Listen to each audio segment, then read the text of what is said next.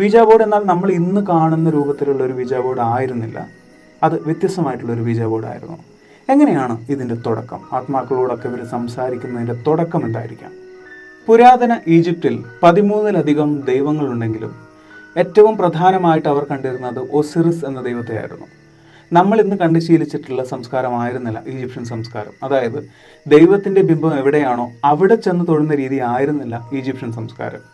ഇവിടെ 4 പേർ ചേർന്ന് ഈ പ്രധാന ദൈവത്തിൻ്റെ ബിംബത്തെ പുറത്തേക്ക് ഇറക്കുമ്പോൾ ആർക്ക് വേണമെങ്കിലും ഈ ബിംബത്തെ വണങ്ങാം, അവരുടെ മനസ്സിലുള്ള ചോദ്യങ്ങൾ ചോദിക്കാം, അവരുടെ വിഷമങ്ങൾ പറയാം. ഇത് വഴികളിലൂടെ മാത്രമല്ല, നൈൽ നദിയിലൂടെയും യാത്ര ചെയ്യും. അങ്ങനെ യാത്ര ചെയ്യുമ്പോൾ 2 തീരത്തു നിന്നും ആർക്ക് വേണമെങ്കിലും ഈ ദൈവത്തെ തൊഴാം. അങ്ങനെ ഒരു രീതിയായിരുന്നു അവർ ഫോളോ ചെയ്ത് വന്നിട്ടുണ്ടായിരുന്നത്.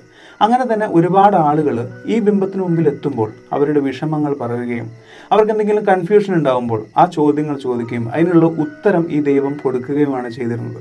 ഉത്തരം കൊടുക്കുക എന്ന് പറഞ്ഞു കഴിഞ്ഞാൽ ഒരു യെസ് ഓർ നോ ചോദ്യമായിരിക്കും. അങ്ങനെ ഒരു ചോദ്യം വരുമ്പോൾ സ്വാഭാവികമായിട്ടും ഈ ദൈവത്തെ ഏന്തിയ 4 പേര്, അതായത് നമ്മുടെ പണ്ട് നമ്പൂതിരിമാരെ പല്ലക്കിലേന്തി യാത്ര ചെയ്യുമായിരുന്നു. ഇതിൽ 4 പേര് പിടിച്ചിട്ടാണ് നമ്പൂതിരി യാത്ര ചെയ്യുക. അതുപോലെ ഇവിടെ യാത്ര ചെയ്യുന്നത് ഒരു ദൈവമാണ്. ഈ 4 പേരും തീരുമാനിക്കും ദൈവം എങ്ങോട്ട് ചെരിയണം എന്നുള്ളത്.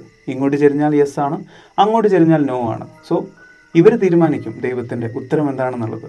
ആ രീതിയിലായിരുന്നു അന്ന് ആ നാട്ടുകാരും അല്ലെങ്കിൽ ഈജിപ്തുകാരും ദൈവവും തമ്മിലുള്ള കമ്മ്യൂണിക്കേഷൻ ഉണ്ടായിരുന്നത്.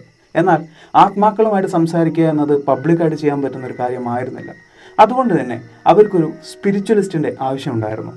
സ്പിരിച്വലിസ്റ്റ് എന്ന് പറഞ്ഞു കഴിഞ്ഞാൽ നേരത്തെ ഞാൻ പറഞ്ഞ മീഡിയം, ആത്മാക്കളുടെയും മനുഷ്യൻ്റെയും ഇടയിൽ നിന്ന് ആത്മാക്കളും മനുഷ്യനും തമ്മിലുള്ള ആശയവിനിമയം നടത്താൻ സഹായിക്കുന്ന വ്യക്തിയെയാണ് സ്പിരിച്വലിസ്റ്റ് എന്ന് വിളിക്കുന്നത്.